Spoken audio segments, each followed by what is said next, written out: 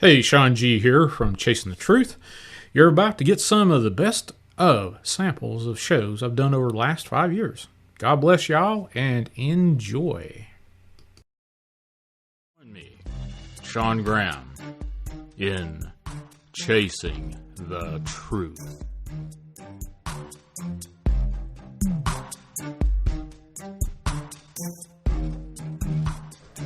This is Chasing the Truth with Sean Graham.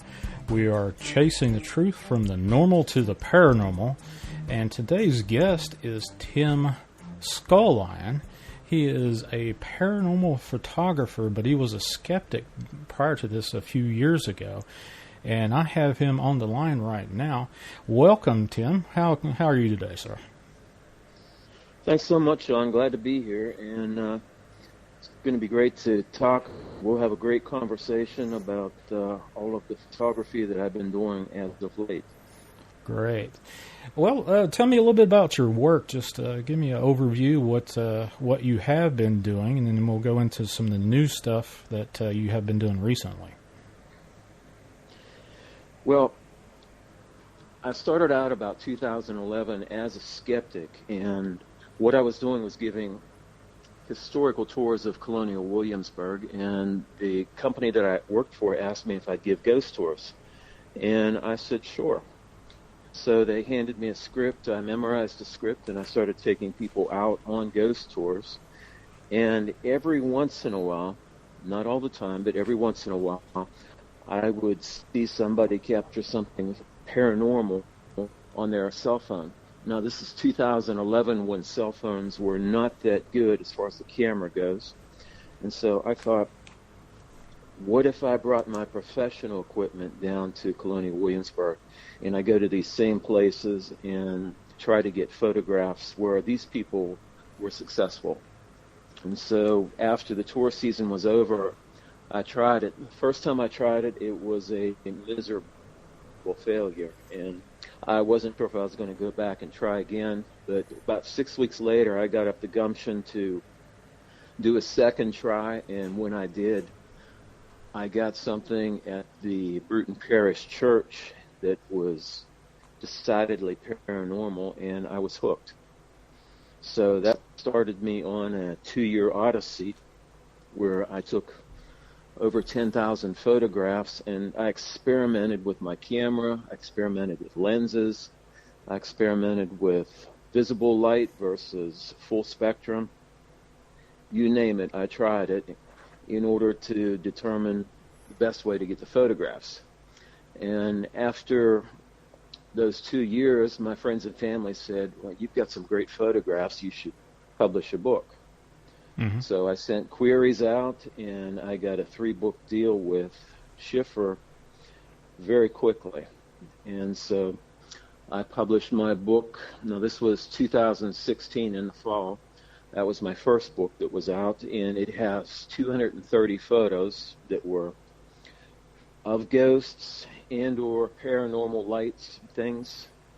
And after that, you know, I've kept going. I'm hooked on it, and I have my second book that's due out this August 28th. Excuse me.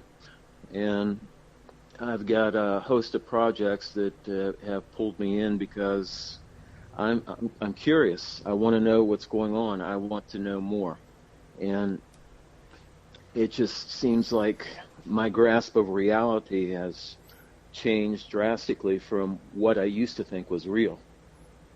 Oh, yeah. So tell me what was your reaction when you actually got that first picture that showed unequivocal evidence that you caught something paranormal on your camera?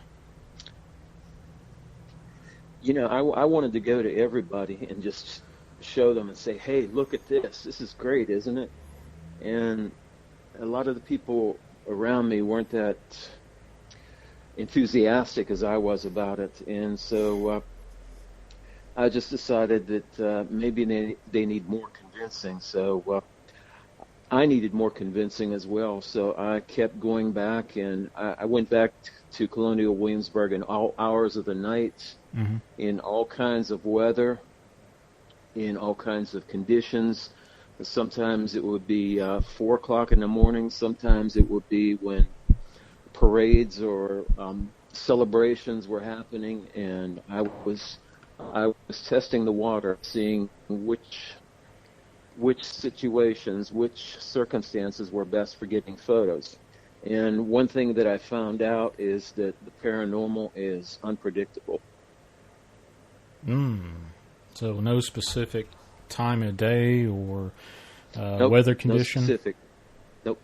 Now, I will say this, that rain and thunderstorms particularly are a good opportunity to go out and try to ghost hunt to get photos. And I think that's because of what that has to do with my theory about ghosts. And I've essentially adopted a theory by Janusz Slawinski. Now, he was an Einstein theoretical physicist, and he wrote a paper on what he believed a ghost or a spirit or the soul is, and he called it an electromagnetic consciousness. And this consciousness, he stated, would stand outside the parameters of both time and space, according to his understanding of Einstein theory. And by that, he meant that it would be timeless or it could live on forever. And the other point is that living outside the parameters of space, as an electromagnetic entity, it could pass through solid objects. And he based this theory on two facts. First fact is that all living creatures, not just humans, give off photons of light. We have a standing rate of photon emission. And the second thing is that all living creatures, when they die, they give off what is called a death flash. And that can be up to 1,000 times greater than your standing rate of photon emission. So that idea is that the soul, the ghost, the spirit is leaving the body at that point. And I adopted that theory as part of my own belief because it made the most sense to me. Now, I've researched other people that have theorized similar things. For example, Dr. John Joe McFadden out of England. Now, he is doing brain research, and what he discovered is that they cannot find a tissue center inside the brain that is a center of consciousness. I'm aware of that study. I used to be I used to do EEGs, and I was over EEG department. So yes, I know that one. So he theorized, as did Slawinski, that we have an electromagnetic consciousness.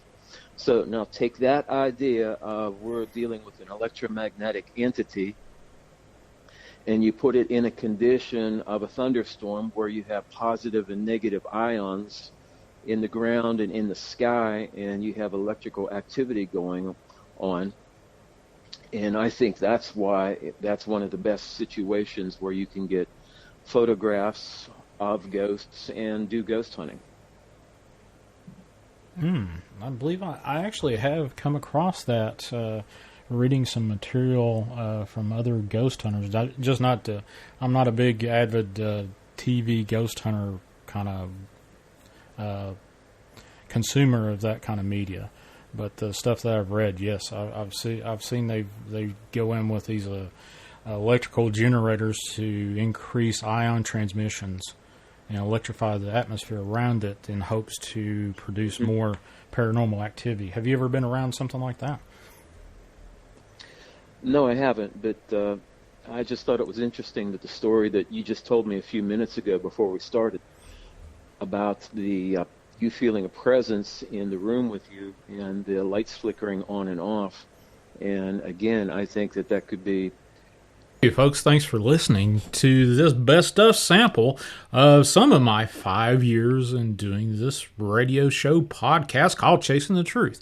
Please visit iamdarkwaters.com, or you can email me at shawng@iamdarkwaters.com. And my numbers and links are in the description below. God bless y'all, and I'll catch you on the flip side.